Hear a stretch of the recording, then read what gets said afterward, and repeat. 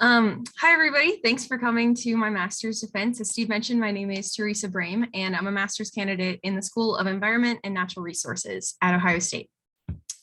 So today I'll be sharing my master's thesis research on evaluating the effects of underground pipeline installation on soil and crop characteristics throughout the state of Ohio. I can get my mouse, there we go. Okay.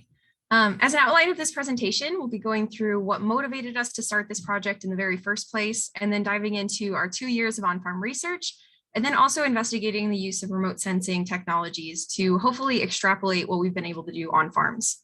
And then in the end, I'll share a little bit of preliminary analysis of our farmer and landowner survey that we were able to conduct over this last year, and then we'll have time for conclusions and questions at the end.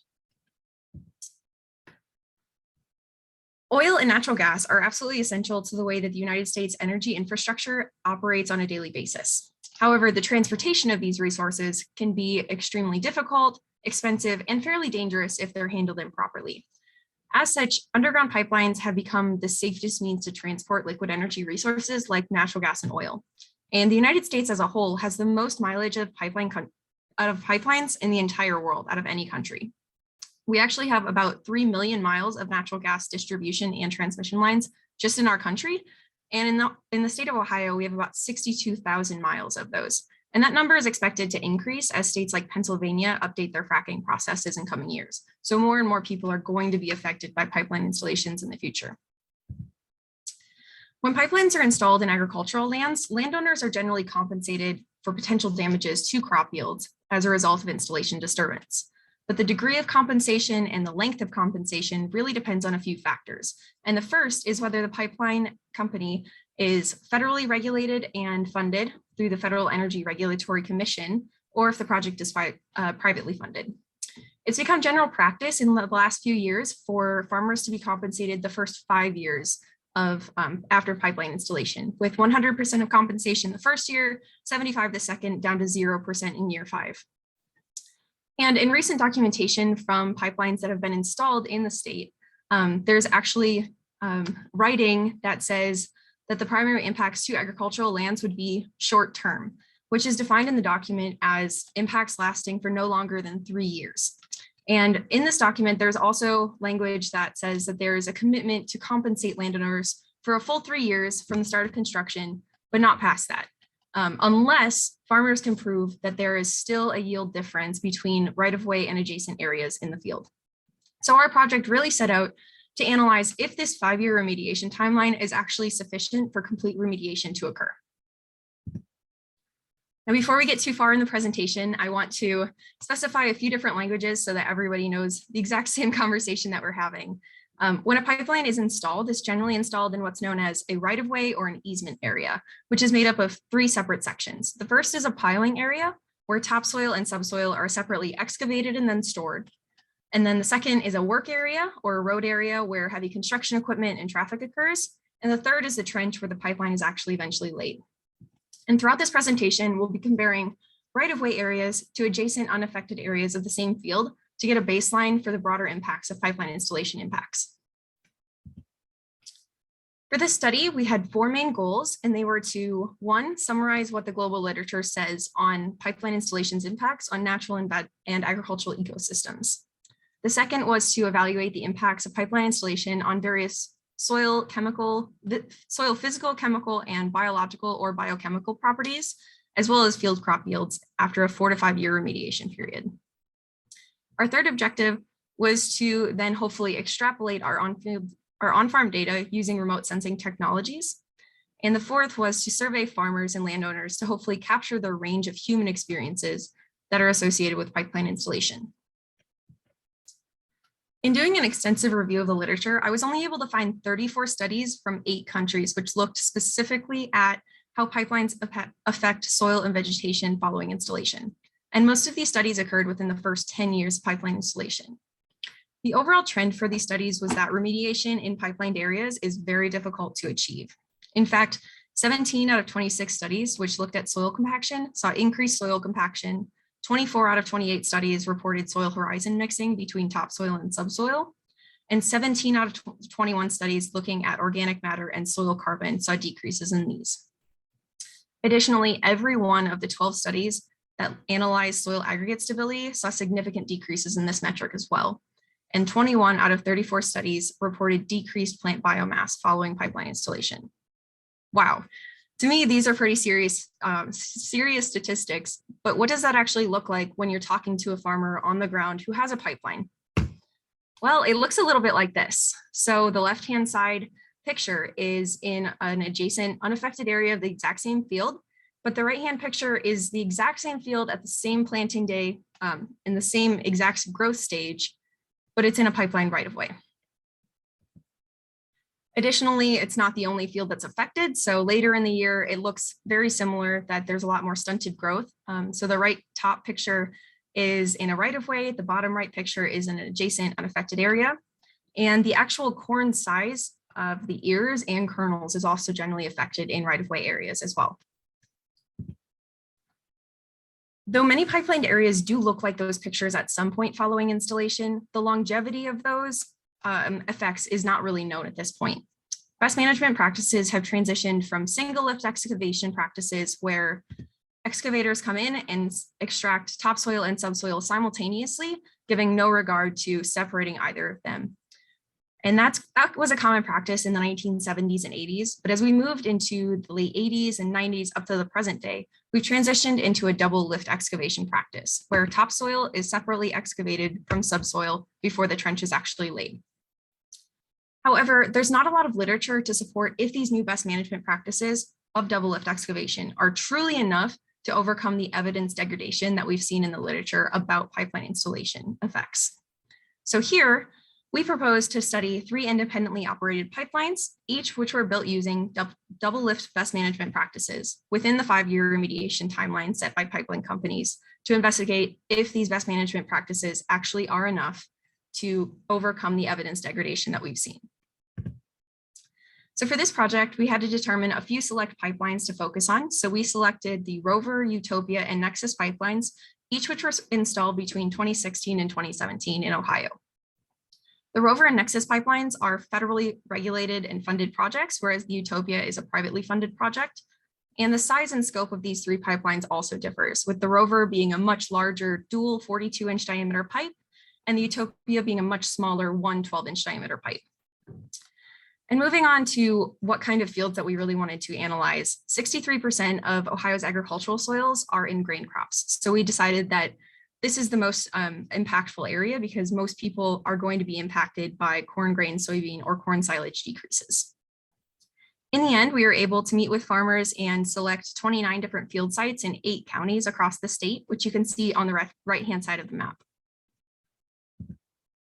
When we actually got out to each field, we hand harvested yield data and collected compaction readings via penetration resistance, and then collected a bulk soil core, which we analyzed later in the lab.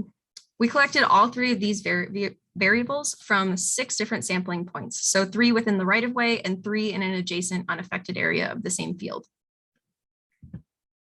When we got back to the lab, we measured several physical, chemical, and biological or biochemical factors, including penetration resistance, aggregate stability, texture via infrared spectroscopy, Mehlich-3 extractable macro and micronutrients, cation exchange capacity, active carbon, soil protein, and soil respiration. We also oven dried yields for each of the sites and then compared those on a weight-to-weight basis as well. To be able to analyze these data across sites, we chose to utilize a percent difference equation where values for the right-of-way and adjacent were respectively averaged and then utilized in this equation. A negative value for this would mean that there was a decrease in the right-of-way variable compared to adjacent areas, whereas a positive percent difference would indicate that right-of-way variables increased compared to adjacent areas. To conduct statistical analysis, we used RStudio and SAS, where we performed a 2-way ANOVA comparing treatment and site effects. And now on to the results, the fun part. So in analyzing soil physical characteristics, we saw massive changes in almost every single metric that we looked at. Specifically, when looking at measurements of compaction like penetration resistance and bulk density, we saw significant increases in both of these. From both the 0 to 10 centimeter and 10 to 20 centimeter depth, or 0 to 4 inches and 4 to 8 inches, we saw an increase in penetration resistance of 0.3 megapascals in the right-of-way compared with adjacent areas. Additionally, clay content increased 25 grams per kilogram in right-of-way soils compared with a decrease in silt of about 12 grams per kilogram. However, there was no significant change in sand content in any of these soils. In moving on to aggregate stability, which measures the average size distribution of aggregate classes in a soil, macro aggregates are generally seen as the 250 to greater than 2000 micron class. Micro aggregates are the less than 53 to 250 micron class. So we saw a decrease in macro aggregates and an increase in micro aggregates, which changes the mean weight diameter of a soil. So mean weight diameter is essentially just averaging what the size distribution classes are across all of these soils. And we saw a decrease of about 200 microns in mean weight diameter in right-of-way soils. So we're losing the aggregation of soils. And this can influence gas exchange, water availability, and rooting potential for plants for the worse. And there's also a potential increase in erosion potential for the soil because there's generally a higher wind and water erosion potential in soils with smaller aggregate classes.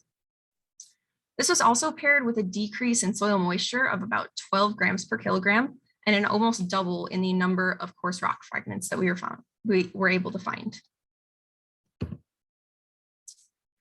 When we look at these soil physical characteristics across all sites in a percent difference forest plot, where left of the red dotted line is again a decrease in the variable and right of the red dotted line is an increase in the variable, we found that there was about a 15.3% increase in penetration resistance from 0 to 10 centimeters in depth, and a 13.5% increase in penetration resistance from 10 to 20 centimeters in depth.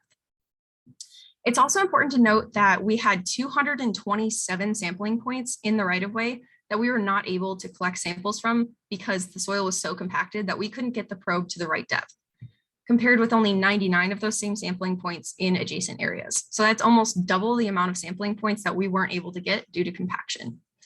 So I want you to stop and think about that outside of this presentation for just a little bit. If we as fully grown humans could not push the penetrometer on the right-hand picture into the ground to about 8 inches, how is a small seedling supposed to be able to do that? To be able to reach down and get nutrients or any water in case of drought? It causes a massive problem for crop growth that can extend for years in the future. But that wasn't the only measurement that we took, obviously. So in looking at mean weight diameter, which is again the average distribution of size classes of soils, we saw the mean weight diameter of soils decrease about 13.6% across all soils.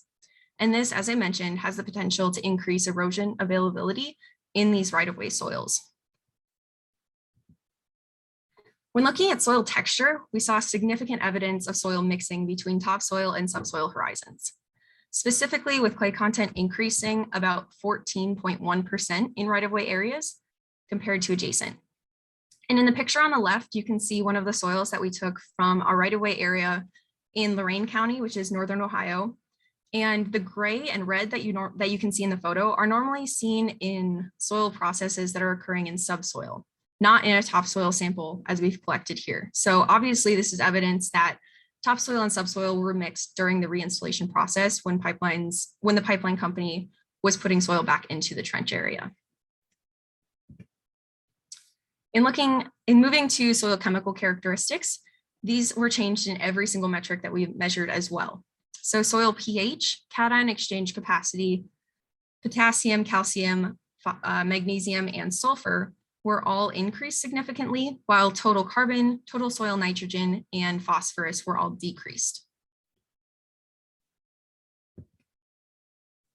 In looking at a percent difference graph comparing soil carbon and soil nitrogen to right-of-way versus adjacent areas, there was a decrease in soil carbon of about 6.5%, paired with a decrease in total soil nitrogen of about 7.6%. But when looking at biological and biochemical impacts, there's a little bit more variability. Permanganate oxidizable carbon, or POC, is a measurement of active carbon, and there is no significant change. Even though there was a 2.4% decrease, there is no significance to this decrease in POC. Comparatively, soil protein decreased about 12% across right-of-way versus adjacent areas, and soil respiration had a mean increase of 4%, but this is mainly due to a few outliers that you can see on the top right area of that graph. So the median, which is most of the soils, had a decrease that equated to a 10.5% decrease in respiration. In looking at our on-farm yield data, all crop year combinations were significantly decreased except soybeans during 2020. Between our field sites in 2020, we saw that corn grain decreased almost 24%, corn silage decreased 28.8%, and soybeans decreased only 7.4%. In 2021, which was a much wetter year, we saw that corn grain decreased about 19.5%, and soybeans decreased 12.5% across all samples.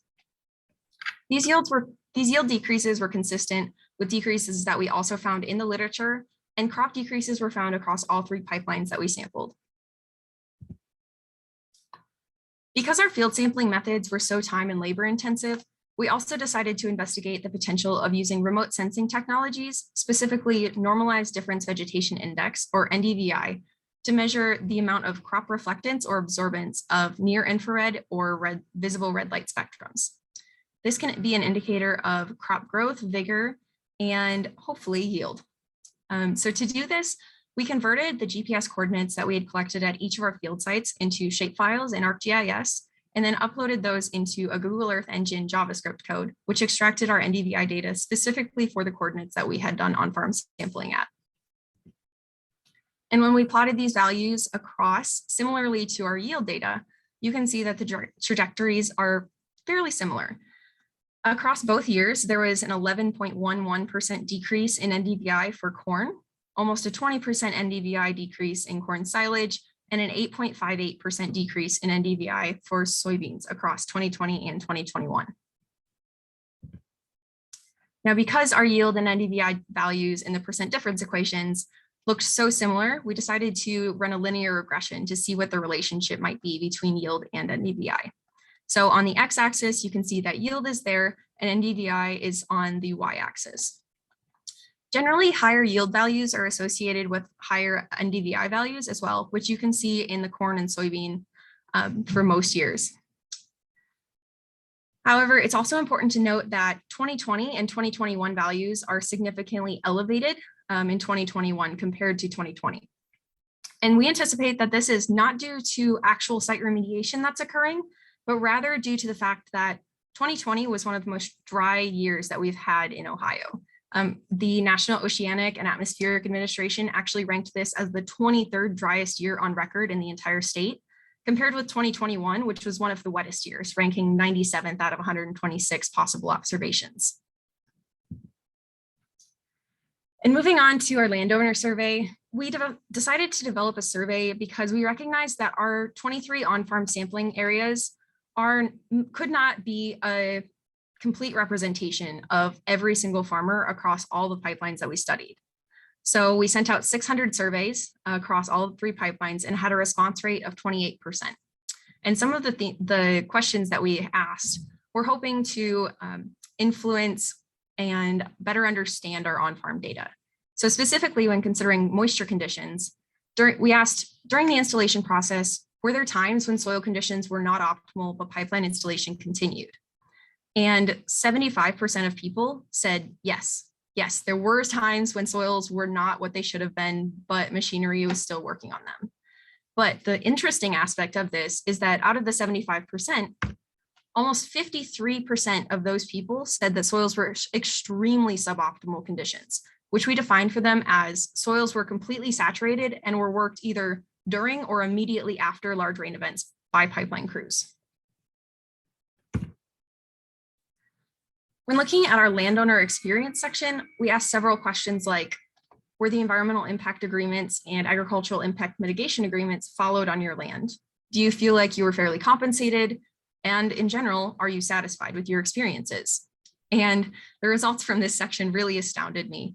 Specifically, less than 1/3 of people truly felt that the agricultural contracts that they had signed and environmental contracts that they had signed for their lands were actually followed. This is also paired with 45% of people feeling like they were not fairly compensated for the easement on their lands. Additionally, almost 56% of people were just generally unsatisfied with their experiences of having a pipeline installed on their land. And 55% of people also said that they would not be open to negotiating another pipeline easement on their land if they were approached by another pipeline company in the future. And to me, what is most telling is that 83% of respondents felt that their land is not generally back to the condition it was prior to pipeline installation. So given these numbers, we feel a lot more confident that our on-farm data was a good representation of the general agricultural community who have had pipelines installed recently in Ohio. So in conclusion, I hope you leave knowing that our study found the pipeline installation still does have detrimental impacts on crops and soils, even after a 4 to 5 year remediation period. And this is evidenced through average crop yields and NDVI values being lower in right-of-way areas compared with adjacent areas. Additionally, there was degradation across most soil properties that we evaluated, specifically when looking at physical properties like that measure values like compaction. In the next few months, we'll be continuing work on extrapolating our on-farm NDVI data into hopefully a pipeline scale using crop losses to be evaluated using NDVI. And there will be continued analysis of our survey data that we have just been collecting. And I'll hopefully be drafting up extension reports to be able to share with farmers and landowners across the state in the next few months who have had pipelines go through their land or may in the future. So I want to thank all of you for coming today, but especially I want to thank Steve Coleman, who has been an absolutely incredible advisor during the complications of COVID. And I also want to thank Kinder Morgan, who is the parent company for the Utopia project, for partially funding this project. And obviously all of my lab mates at the OARDC for our many hours of sweaty fieldwork and all of the hours that we spent in the lab. Thank you so much for answering all my questions and giving me any support that I've needed. And then finally, I'd like to thank all of my family and friends for tuning in today because you've been an incredible support system. And I just love to share what I've been doing the last few months and the last couple of years. And with that being said, I would like to open it up for any questions that you guys might have.